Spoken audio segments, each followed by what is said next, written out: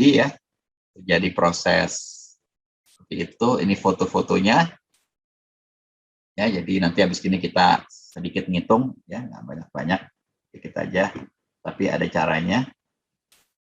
Ini antena parabola sebelah kiri ya, sebelah kiri ini parabolanya terbuat dari metal. Nah, dicat mungkin ya. Nah, catnya ini juga harus dipikirin, bukan cat sembarangan, karena khawatirnya ketika disorot malah diredam, malah gelombangnya itu ada yang dia diserap gitu oleh catnya.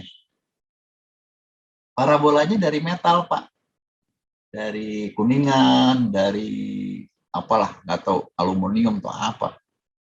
Tapi kadang-kadang suka karatan juga itu, ya. Nah itu mesti dipikirin juga supaya karatan, karena begitu karatan dia akan menyerap. Sayang gelombangnya hilang, gelombangnya udah kita tangkap capek-capek hilang gara-gara diserap, Pak. Dia tidak boleh menyerap. Benda ini namanya reflektor. Benda ini nih, benda ini nih namanya reflektor, bukan penyerap. Jadi tidak boleh menyerap. Makanya mesti dipikirkan, termasuk kalau ada karat-karat tertentu. Ya. Nah, kemudian di sini ada strut namanya ini, penopang. Strut. Di sini nanti kita akan tempel, kita akan baut ya benda-benda ini. Ada berbagai macam fithor nih, beda-beda ya. Beda-beda. Akan ditaruh di sini. Nanti ketika ada pemancaran, dia akan mancar ke sana, akan direfleksikan ke sana, mancar ke sana, direfleksikan ke sana. Dia akan paralel. Ya, jadi strut ini sebagai support untuk kita connect. Pada aplikasi-aplikasi lain, strutnya cuma ada di sini aja. Ya, kayak begini. Nah, ini antena parabola yang sudah dipasang di tower. Apa bedanya antena parabola yang di tower ini dengan yang ada di lantai ini? Bedanya dia ini masif, kalau ini grid, ya makanya namanya ini grid parabolic antena. Atau kalau kalian suka melihat antena parabola yang besar, dia juga tidak masif begini. Seringkali pakai kasa, ya, pakai kasa kayak pagar gitu kan, kayak kasa nyamuk ya, kayak kasa nyamuk, tapi harus dari metal. Ya. Jadi pada dasarnya dia tidak harus masif seperti ini. Kalian bisa bayangkan kalau benda seperti ini ditaruh di atas tower tinggi, kena angin muter dia. Mungkin baru berapa hari udah rubuh, karena dia jadi penahan angin ya. Orang-orang yang suka pasang baliho, suka pasang spanduk tahu sebelum dipasang itu spanduk bolongin dulu, ya kan? Kita lihat ya, orang pasang spanduk baliho di jalanan itu dibolongin dulu, walaupun baru bikin, tapi dia bolongin. Nggak sayang, karena kalau dia nggak bolongin, keterjang angin rubuh. Nah, konsep itu yang dipakai di sini. Jadi dia buat seperti ini dan boleh ya, dibuat seperti ini boleh nih, dibuat seperti ini kasa boleh. Yang penting jarak antar kasa satu sama kasa lain, ya jarak ini, itu harus lebih kecil dari lambda per 10. Ya, tinggal kalian hitung aja. Kalau aplikasi saya aplikasi WiFi, gimana Pak? Ya aplikasi WiFi itu frekuensinya 2,45. Lambdanya sekitar 10 cm. Jadi jarak antara kedua ini maksimal 1,2 cm. Ya 1,2 cm itu udah besar. Ya. Kalau frekuensinya tinggi, kecilin lagi. Kalau frekuensinya rendah, boleh lebih lebar. Ini juga demikian. Bahkan bukan cuma kasa, tapi grid. Ya grid seperti ini. Cuma hati-hati. Ya grid seperti ini saya bilangnya horizontal ya. Jadi antena parabola itu bisa gridnya begini. Bisa gridnya begini. Ya. Sebetulnya yang kiri tinggal diputar aja jadi yang kanan. Ya kan, kalau insinyur kan mikirnya gitu. Udah telanjur bikin kayak gini Pak, gimana? Ya puter aja gitu. Jadi kadang-kadang kita kan pusing ya. Gimana ya? Nah, tetapi hati-hati ya, hati-hati. Yang ini, yang ini nih, yang ini Itu kan sama dengan yang ini, tiga-tiganya sama. Nah, ini polarisasinya harus horizontal. Ya. Jadi kalau kalian punya dipole, dipole-nya ini harus taruh begini. Saya pakai warna lain biar kelihatan.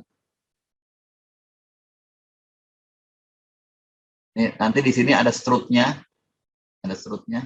Nah, dipole-nya itu harus horizontal.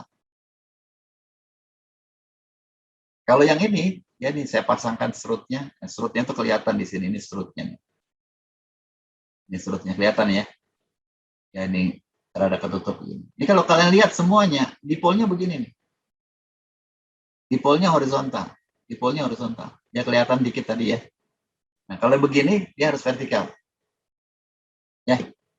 Kalau kalian balik, tembus gelombangnya. Ya, misalnya untuk kasus ini nih, kalian taruh dipolnya horizontal, tembus dia gelombangnya, bukan direfleksikan tapi ke belakang. Ya, ini prinsip dari elektromagnetik. Jadi kalau kalian taruh kasa, ya itu di Taman Mini ada nih, kalau kalian jalan iseng-iseng ke museum apa tuh, museum teknik ya, atau museum apa tuh. Jadi kalian diajarin tuh, kalau kayak begini gridnya, maka gelombang yang vertikal polarisasinya akan tembus, lewat dia. Tetapi kalau polarisasinya horizontal, datar begini, maka dia direfleksikan balik. Ya, jadi dia seolah-olah, yang penting syaratnya itu, yang penting syaratnya ini antar satu grid sama grid lain lebih kecil dari lambda per 10. Ya, jadi ini prinsip dari shielding.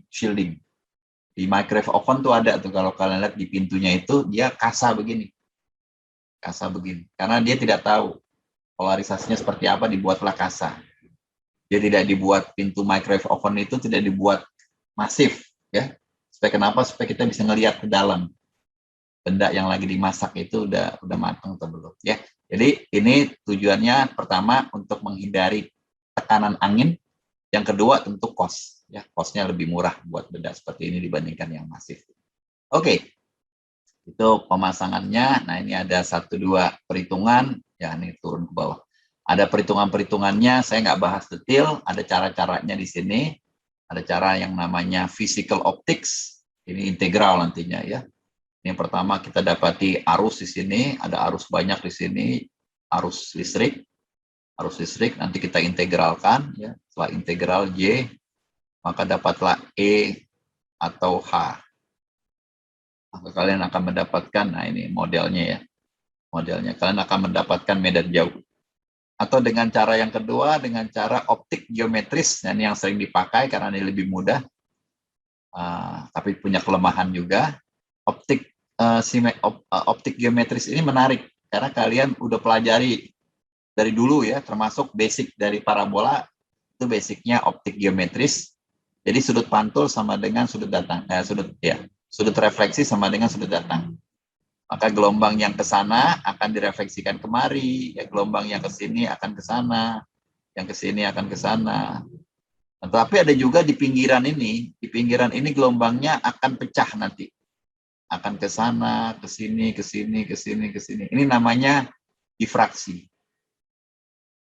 Diffraction. Ini juga terjadi kalau kalian hitung path loss, ya, hitung link budget.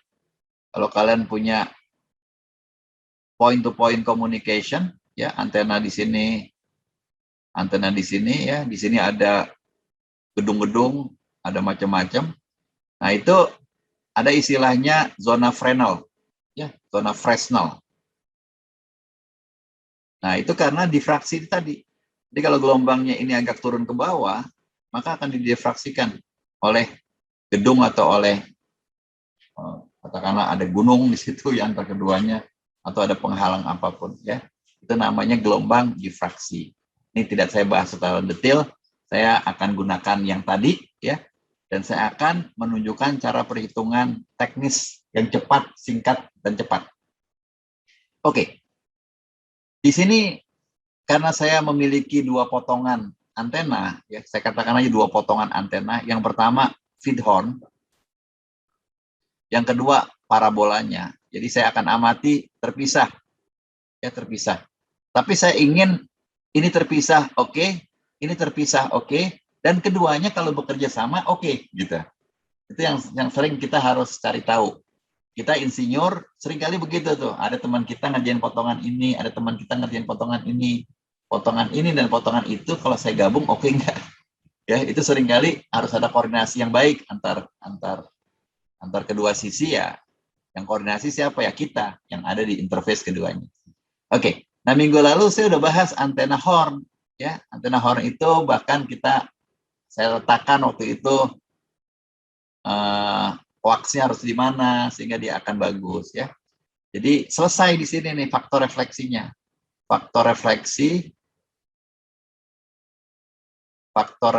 atau reflection factor dari antena ini secara keseluruhan sudah selesai di sini di antena horn. Jadi tidak saya bahas.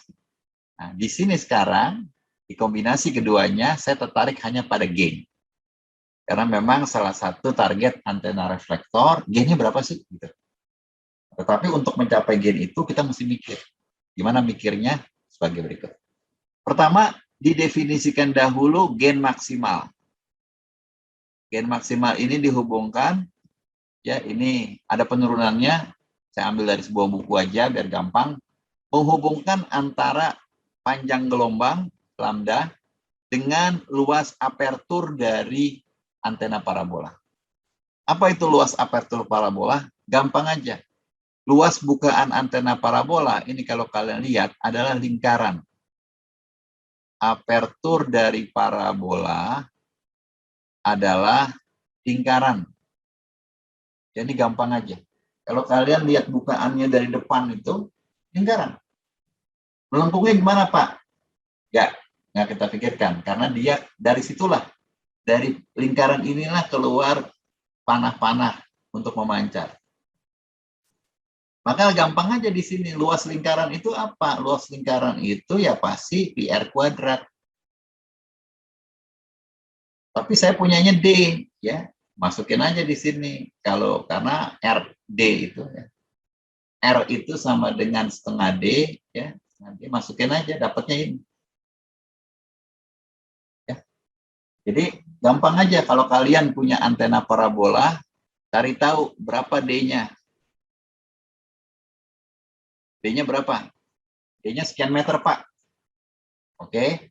Jadi dapat ini aperturnya. Kan modalnya cuma D doang. Dapatlah luas bukaannya. Untuk menghitung gain, kalian harus tahu antenanya dipakai pada frekuensi berapa. Ya. Frekuensi berapa? Karena antena itu, ya saya pernah bahas di beberapa pertemuan lalu, buat kita yang belajar elektromagnetik, buat kita yang belajar komunikasi nirkabel, komunikasi wireless, besar itu tidak ada artinya kalau tidak kita bandingkan dengan lambda. Besar, Pak, berapa 5 meter. Tapi untuk aplikasi AM, itu dia kecil. Kecil, Pak, cuma 5 cm. Tapi untuk aplikasi millimeter wave yang akan dipakai nanti, yang sekarang sudah dipakai juga, 60 giga, 5 cm itu besar sekali. Ya, jadi kita harus selalu padankan, dan ini indah sekali. Ketemu dia yang satu kuadrat, indah sekali. Jadi yang penting itu adalah perbandingannya antar keduanya ya. Jadi kelihatan dengan indah sekali di sini. Kalau kalian masukin ya bisa aja kan langsung dimasukin kemari. 4pi dibagi lambda kuadrat dikalikan AAP itu pi ya D kuadrat gitu ya. D kuadrat bagi 4. Ternyata jadi indah banget ini. 4 sama 4-nya hilang. Ya, jadi kita tinggal tuliskan gimana? Ya, saya taruh di sini aja nih. G max. Nanti saya terangin kenapa G max.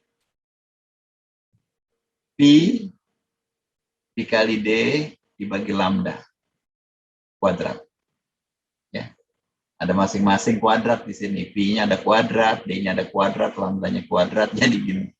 Ya, jadi seberapa besar sih diameternya kalau saya bandingkan dengan lambda? Oh 10 kalinya Pak, wah keren kalau 10 kalinya, gede banget ini kalau 10 kalinya kalikan dengan 3, sekian jadi 30-an, kuadratkan jadi 900-an. Wah itu gainnya bisa sampai mendekati 30 dB. Ya, ingat ya 30 dB itu 1000 ya. 30. Jadi 20 dB, 20 dBi itu 100. 30 dBi itu 1000. Kalau ada orang nekat, gimana Pak? Saya bisa nggak Pak punya antena 70 dBi? Wah ini gede banget ini. Berarti berapa? 10 juta. Juta. Antenanya harus segede lapangan bola. Jadi kalau orang belajar antena itu gitu. Gimana bisa nggak 70 dBi? Wah itu antenanya gede sekali itu dibandingkan panjang gelombang. Sekali lagi ya, bandingkan dengan panjang gelombang. Makanya kalau frekuensinya tinggi sekali, panjang gelombangnya pendek sekali. Sehingga bendanya kecil. Tapi kalau kita nekat maunya frekuensi rendah, frekuensi 1 giga aja Pak, gede 1 giga. Ya. Oke, jadi indah sekali di sini rumus Gmax ya. Saya ganti dengan D atau ini yang masih mentahan, Tapi Gmax ini hanya tercapai dengan syarat. Ada syaratnya supaya demikian. Karena ada inefisiensi. Tadi yang saya ceritakan. Tidak boleh ada spillover, tidak boleh ada yang tumpah. Kalau ada yang tumpah, hilang. Turun dia. Ya, nanti dia turun. Makanya ada G real. G yang nyatanya itu adalah faktor efisiensi antena atau aperture dikalikan dengan Gmax. Jadi nanti EAP ini lebih kecil dari 1. Misalnya 0,8 gitu. Jadi diturunin sedikit. Ya nggak apa-apa lah ya. Namanya kehidupan, yang ideal itu tidak kita capai. Tapi kita ingin mendekati yang besar. Supaya nggak sia-sia. Jadi ada 2 syaratnya. Yang pertama tidak ada yang tumpah. Dan tidak ada illumination loss yang berarti. Atau bahkan iluminasinya harus konstan. Nah ini 2 kondisi ini yang nggak mudah kita capai.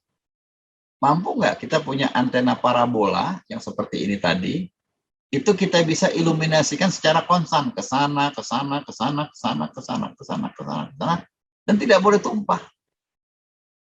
2 kondisi ini tidak pernah tercapai sampai saat ini. Ya, sampai saat ini mungkin nanti ada pemikiran baru tercapai kali, tapi sampai saat ini tidak. Ya. Jadi sampai saat ini tidak. Ini contohnya horn. Ya. Ini contohnya horn.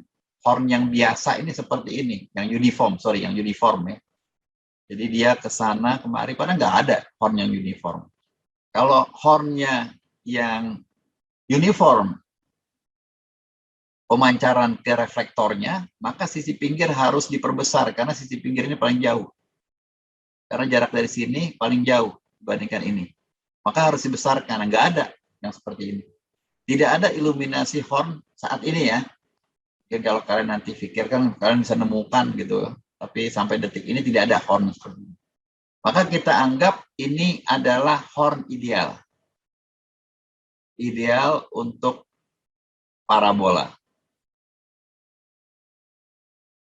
Ini yang kita inginkan, tetapi tidak ada. Yang ada seperti ini. Ini yang kita inginkan, ya. Sorry yang putus-putus ya, yang putus-putus ini. Aduh, yang ini nih. Ini yang ideal nih. Ya, saya warnain merah. Ini yang ideal. Ideal. Ya. Kalau di sini itu yang ini yang ideal.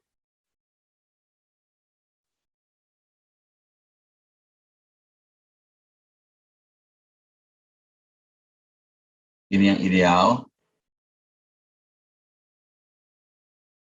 Sedangkan yang kita miliki yang tidak ideal, yang ini misalnya, ya. Yang ini nih, yang kita miliki, ini adalah antena horn yang memiliki gain yang kecil. Sedangkan kalau antena horn yang memiliki gain yang agak besar, yang ini. Jadi dia lebih fokus, lebih besar gainnya. Kalau gainnya kecil, dia melebar pemancarannya. Jadi seperti ini. Oke, ternyata kalau kita bandingkan dengan yang ideal tadi ada beda. Ya, bedanya itu saya arsir. Ini beda di sini nih. Ini harusnya nih ada, tapi dia nggak ada. Ini harusnya nggak ada, tapi dia ada, gitu. Ya, jadi horn yang ideal adalah horn yang overlapping dengan yang merah. Ternyata horn yang gainnya kecil tidak ada ketika dia harus ada ketika tidak boleh ada. Ya. Jadi kondisi ini adalah ada illumination loss. Harusnya ada pancaran ke sana, tapi dia tidak ada. Maka kita bilang ada illumination loss. Ini harusnya tidak ada, tapi dia ada, maka ada spillover. Karena yang kesini ini nanti, ya, tadi yang saya gambarkan ya, saya gunakan warna biru. Antena horn ini juga memancar ke sana. Nah, ini yang tumpah melewati dia. Oke, sekarang kita mulai perbesar gainnya. Berarti antenanya makin fokus. Maka spillover loss akan mengecil. Barangkali tidak ada akhirnya, akan mengecil paling nggak. Sedangkan illumination loss-nya jadi membesar karena dia makin fokus. Ya, jadi pertanyaannya adalah pada penggunaan horn yang gainnya besar, ya yang ini, versus yang gainnya kecil, yang ini. Kita mau pilih yang mana? Kita mau pilih yang antena gainnya besar atau gainnya kecil, atau yang sedang, atau yang agak besar, atau yang cukup kecil. Dan disinilah jadi desain berikut ini. Ya. Saya tunjukkan kalian kurvanya. Ini ternyata kurvanya. Ya, sebetulnya harusnya slide berikutnya dulu. Nah, slide ini dulu. Ya, slide ini. Ini adalah model feeding. Ya. Saya punya feed horn. Tadi sudah cerita ke kalian, saya punya feed horn pakai warna putih aja. Saya punya feed horn. Feed horn itu memancarkannya bisa begini, bisa begini, bisa begini, ya, bisa begini. Nah, ini pemancaran feed horn yang real di lapangan begitu. Tapi lapangan itu susah. Ya, ini real. Real itu sering susah. Maka supaya gampang, para insinyur itu membuat model. Saya modelkan biar gampang. Sama seperti yang saya lakukan tadi. Ada gambarnya itu modelnya, gambarnya. Insinyur selalu begitu. Jadi kita permudah. Ya. Einstein tuh bilang, mudahkanlah dia tapi jangan terlalu mudah. Karena kalau terlalu mudah nanti akhirnya, kenapa Pak nggak dibikin kotak aja biar mudah gitu. Nah, kan nggak boleh. Ya. Kalaupun mudah, tapi mirip-mirip dengan ini. Itu yang namanya model. Selalu para insinyur bikin model, coret-coretan. Nah, ternyata pancaran dari feed horn itu mirip-mirip dengan fungsi kosinus. Ya, fungsi kosinus kuadrat ini. Mirip-mirip dengan dia.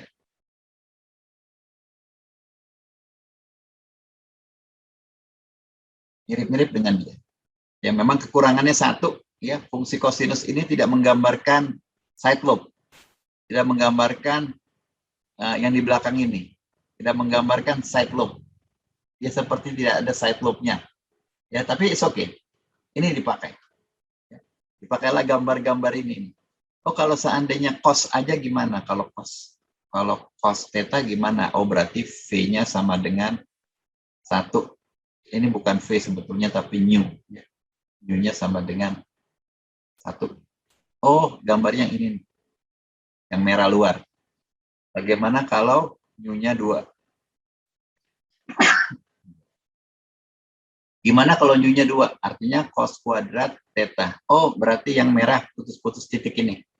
Bagaimana kalau angka lain? 8. 10. Ya, berarti kalau 10 nanti makin fokus. Ya. Ini model. Ya, jadi kita bikin model dan kita tahu nanti ya di tabel berikut ini. Tabel berikut. Kita bisa melakukan analogi bahwa kosinus theta atau model mu sama dengan 1, itu aproksimasi gainnya 5,1 dB. Jadi kalau kalian nanti punya antena, entah bentuknya kayak gimana, antena horn, atau kalian beli, Pak, antena ini gainnya 10, Pak. Oh, berarti kalau 10 itu mu-nya 4. Pak, antena saya agak kecil gainnya, cuma 5. Oh, berarti mu-nya 1. Ya. Nah, ini range antena horn. Kalau seandainya, Pak, antena horn saya 20, Pak, oh berarti mu-nya mungkin 13. Ya, silakan aja, itu tinggal di scaling aja, scaling up, scaling down. Cuma agak masalah, Pak, kalau gain saya cuma 4, Pak, nggak ada di sini. 0, kali nanti ya mu-nya. Ya silakan aja di scaling. Ya. Jadi dia makin melebar gitu. Ya, oke. Jadi kita dengan tabel ini berhasil melakukan korespondensi kalau antena horn gainnya sekian, nah, berapa mu-nya, ya. Nah, dari mu itu, ya, artinya model ini, model kosinus, maka saya bisa gambarkan fungsi berikut ini. Ya, itu bisa digambarkan dan ini bisa dilengkapi. Ini loh saya tampilkan. Ini adalah gambar menarik sekali, gambar A epsilon aperture tadi, efisiensi tadi, ya, yang mana kalian butuh ini untuk mendapatkan gain nyata, gain real dari antena parabola secara keseluruhan. Ya, kalian tadi modalin, katakanlah, Pak, bisa nggak, Pak, saya dengan antena horn yang cuma 5 dB, ya, antena horn yang cuma 7 dB, yang antena horn yang cuma 10 dB, bisa nggak saya bikin antena parabola 25 dB, 30 dB? Bisa. Nanti habis gini kita lihat. Ya, tetapi kita lihat ini dulu. Kita punya faktor efisiensi yang akan mengalihkan gain maksimal tadi sehingga akan tereduksi sedikit. Reduksi sedikit itu maksudnya segini aja nih, reduksinya nih. Ya, entah berapa nih, kayaknya 0,83 deh, sekitar 0,83. Reduksinya segini aja. Dan tidak bisa tereduksi 0,9 ternyata. Model ini bilang maksimal kita bisa dapati 83%, 0,83. Kalau kita nggak bisa bikin, kalian bisa dapat segini nih. Nah, itu masalah. Jangan sampai. Jadi kita harus ambil yang di atas. Nah, ini kebetulan gambarnya nggak lengkap. Saya cuma bikin untuk mu sama dengan 1, 2, 4, 6. Kalau 3 di mana ya? 3 pasti antara keduanya. 5 pasti antara keduanya.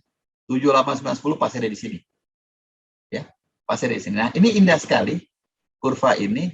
Kurva ini kita punya target. Carilah yang maksimum.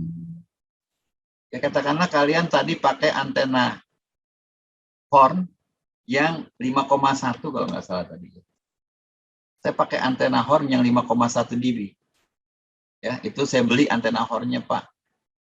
Saya ingin jadikan dia nanti maunya 30, Pak. Gimana? Ya nggak apa-apa, modal ini. Berarti kita tahu mu-nya 1. Maka kita balik ke gambar tadi. Kalau mu-nya 1, ambillah kurva yang warna biru. Solid line, solid blue line. Ambillah kurva ini. Tapi kejar yang di sini. Karena disinilah 0,83. Berarti sudutnya ini. Sekitar 65 katakan, 67. Ya, sudut apa? Sudut bukaannya. Ya. Jadi kalian dengan bantuan ini kalian akan tahu nanti, oke, saya harus letakkan di mana. Ini bukaannya. Artinya maju mundurnya itu harus cari tahu. Ya. Oke. Baik, saya ambil contoh soalnya. Contoh perancangan. Nah, ini contoh perancangannya. Gampang aja. Cuma berapa ini? Cuma 4 baris. 4 baris. Ini kita lihat ya.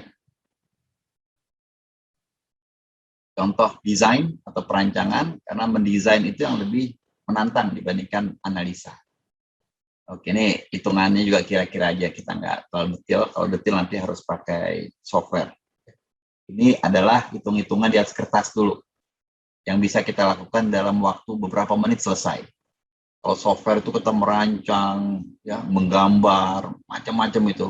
Bisa jadi ngitung nanti akan beberapa jam akan selesai. Beberapa itu sampai beberapa hari. Kita sebagai desainer coret-coret dulu, nanti ada orang lain yang akan menghitung secara detail. Oke. Diberikan sebuah aplikasi pada frekuensi 5 giga. Ya, jadi kalian akan ekstrak di sini informasi 5 giga. Berarti dapat apa kita di sini? Dapat lambda. Lambdanya berapa? Ya, di sini udah dihitung nanti ya, dihitung. Lambda sama dengan C dibagi frekuensi. Ya, sekali hitung. 3 kali 10 pangkat 8 meter per second dibagi 5 kali 10 pangkat 9 per second. Ya kan? Per second sama per second saling menghilangkan, 10 pangkat 8, 10 pangkat 9, jadi 0,3, 0,3 dibagi 5, ini 0,06, atau 6 cm, whatever lah, kalian mau pakai. Oke. Aplikasi yang tadi ini memerlukan antena yang gainnya katakanlah sedikit di atas 28. Ya, bisa 28, 29, 30 ya. Saya ingin merancang antena yang segini, di atas segini. Kalian nanti ya kalau bisa ketika merancang itu Gmax-nya ingat kan tadi ada epsilon AAP. Jadi kira-kira lah ya, katakanlah ini saya gampangnya aja nih. Gennya itu gen max-nya itu saya ambil 1000. Ya. 1000 itu kalau desibel 30 dBi. Ini ekuivalen. Oke, tapi jangan kalian kalikan EAP ini dengan 30, Bang. Jangan yang ini. Dengan 30. Karena perkalian itu hanya pada besaran linear. Pada besaran logaritma di penjumlahan, ya. Jadi kalau misalnya targetnya segini, saya gedein sedikit 30 dBi. Oh, ubah langsung. Kenapa saya ambil 30 dBi? Karena biar gampang 1000. Kalau kalian mau, kenapa Pak nggak 29, berapa? Ya, pakai kalkulator nanti. Ya, saya belum mau pakai kalkulator sekarang. Nanti aja. 1000, ya. Nah, saya dengan bantuan ini dapetin kira-kira Gmax-nya. Yang berikutnya, jika pada aplikasi ini, untuk aplikasi ini, hanya tersedia gain yang sangat moderat, ya saya nggak sebut berapa, dan kalau saya tengok sedikit aja ke sebelah kiri tadi, gainnya 7,8. Jika tersedia antena horn, feed horn, yang gainnya 7,8 dBi. Coba kalian bayangkan itu. Saya modalnya punya segini, saya mau jadiin segini gitu. Ya. Dengan apa? Dengan parabola. Nggak bisa Pak dengan antena horn. Antena hornnya gede nanti. Sedangkan yang tersedia cuma segini nih, cuma segini. Dan saya punya tetangga saya pabrik penggorengan. Saya suruh bikin aja ntar dia. Ya, oke. Nah, hanya tersedia antena horn yang dB-nya atau gain-nya 7,8 dBi, atau kalau saya lihat tabel segini. P-nya. Desainlah sebuah antena parabola. Oke ya, nah saya hitung dulu yang gampang ini tadi. Dengan rumus tadi ini saya gampang hitungnya ya. Jadi saya masukin aja nih, kan tinggal dikali-kalikan aja. Tinggal dikali-kalikan aja. G max 1000 dikalikan lambda kuadrat ya. G max dikalikan lambda kuadrat. Ini kayaknya ada yang hilang. Kayaknya sama dengan di sini hilang nih. Ya, kalian kalikan aja lah.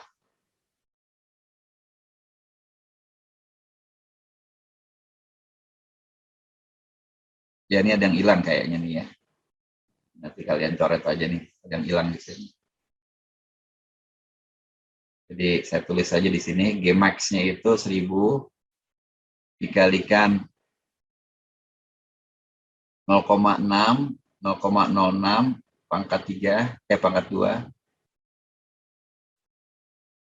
0,06 dibagi dengan 4pi. Ya, jadi hitung aja pelan-pelan ya. Ternyata kalau kita kalikan ini kan 0,006 ini sama aja yang ini 0,0036 gitu ya. Nah, ada 4 angka di belakang koma. Kalau saya kalikan dengan 1000 maka akan geser 1, 2, 3. 3,6 dibagi 4pi. 4pi itu yang ini kayaknya nih. 12,566. Ya, jangan lupa ini meter persegi karena tadi dia menggunakan meter. Ini meter persegi. Sehingga hasilnya dengan kalkulator 0,286 meter persegi. Ini adalah AAP, luas penampangnya yang rumusnya itu seperti ini. Jadi kalian dengan singkat, dengan mudah bisa menghitung D-nya. Ya. D-nya kalian dapatkan 0,6 meter. 0,6 meter. Atau kalau tadi kan juga kalian bisa ngitung ya. G max, kalau nggak salah itu di rumus saya tadi, Pi dibagi apa? Dibagi D per lambda ya, kuadrat. Ya, sebenarnya ini nggak bisa kita hitung dengan cara ini.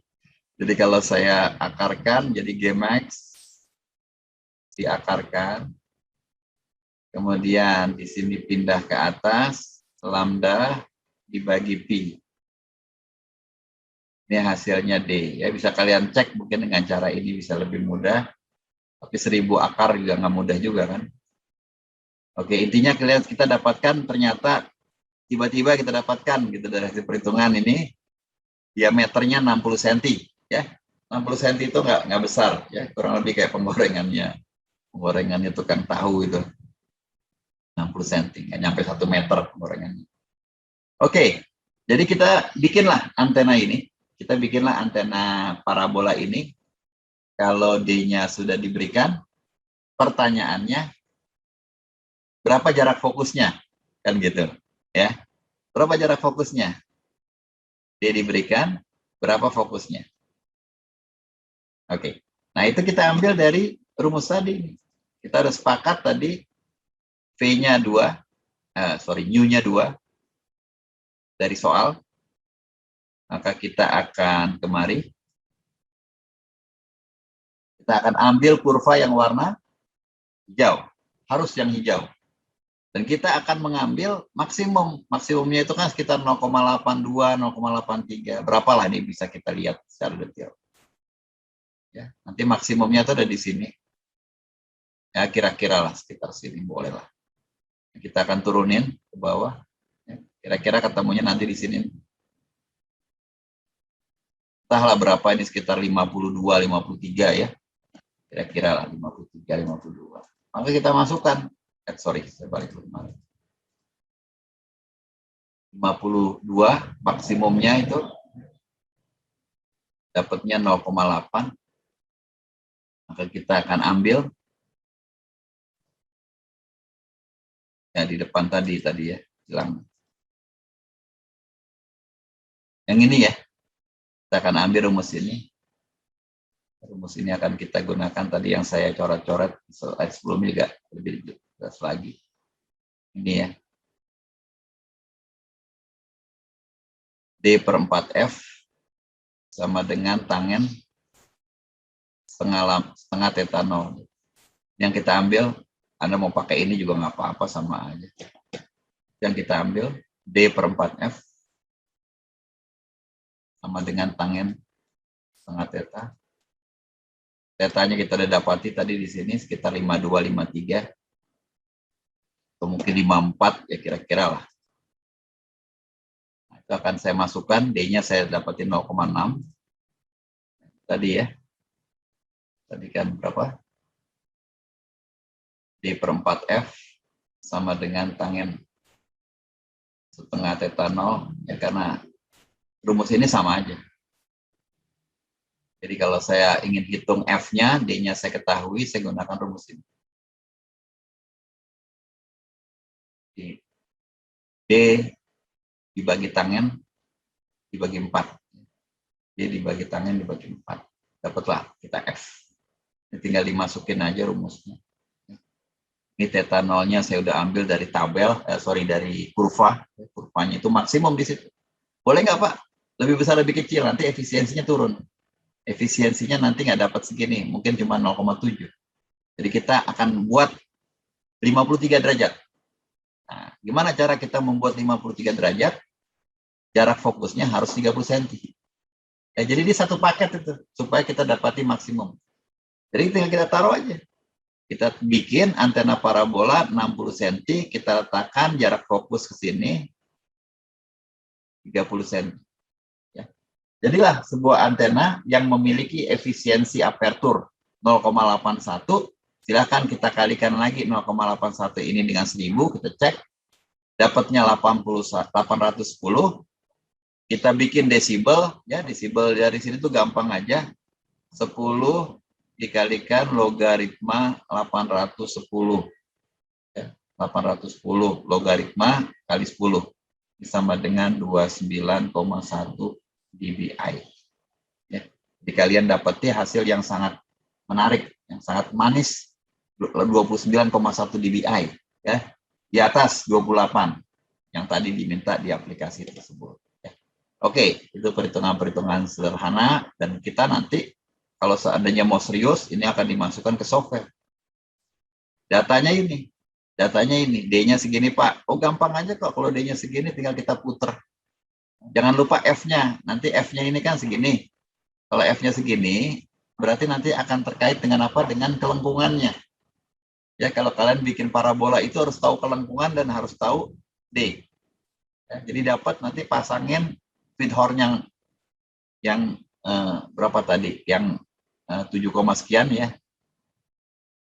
7,8 ya. Pasangkan, jangan feed horn yang lebih tebal, yang lebih tinggi gainnya. Kalau lebih tinggi, geser lagi nanti.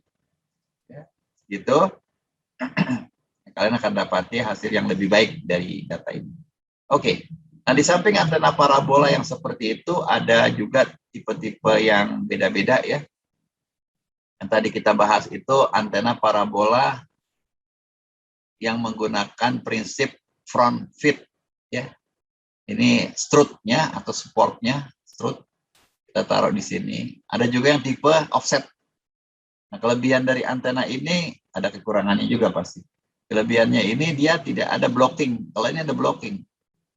Jadi ada ini ada ditabrak nih sama gelombangnya, ini tabrak. Kalau ini dia tidak ditabrak. Tipe offset, kalau kita mau arahkan ke atas tinggal kita putar aja.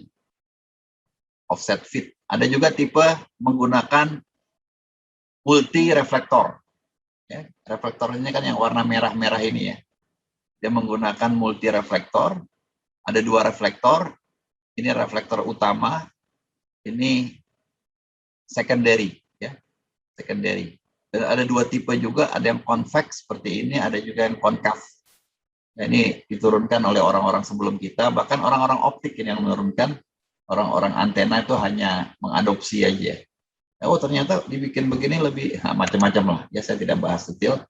Tipenya Cassegrain orang Perancis dan Gregorian dari Inggris mungkin ya.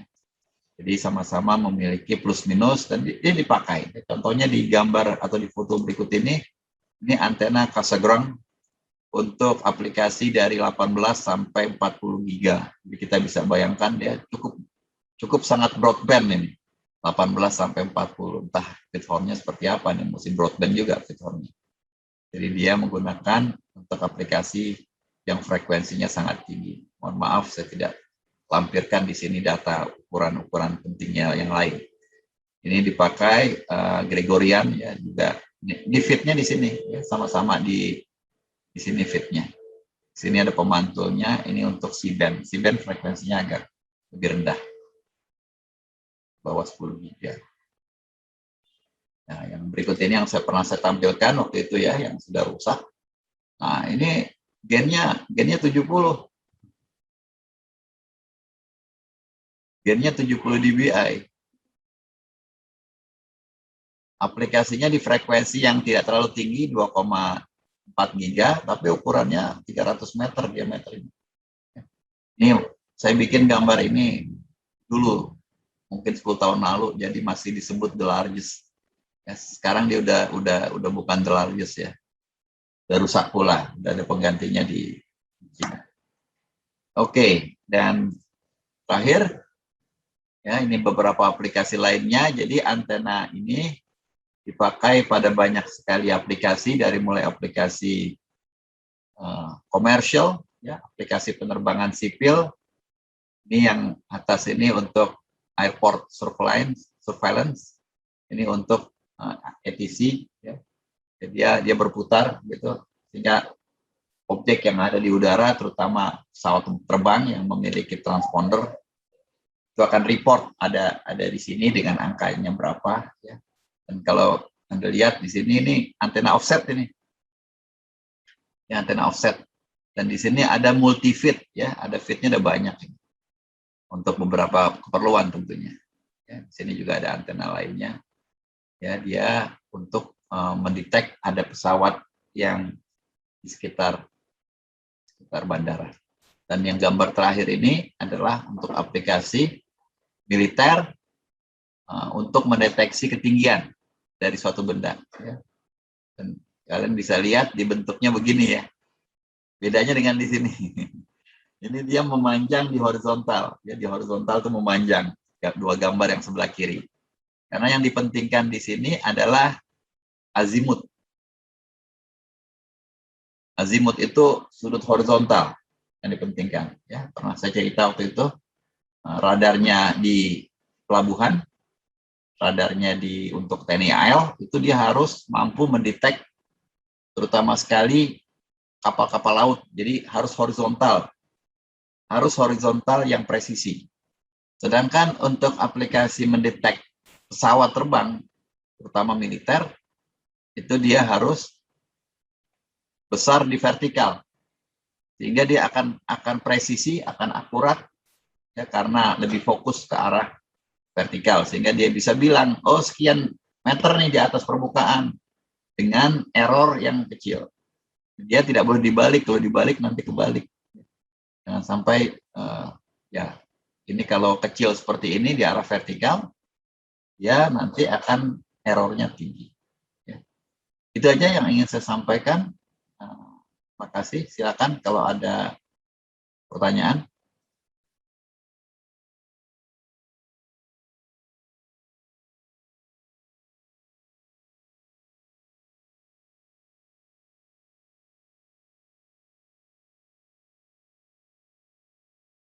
Ada pertanyaan kah? Prof, mau bertanya yang untuk TB itu malam ini ya, terakhirnya, Prof? Iya, TB itu malam ini. Baik, Prof.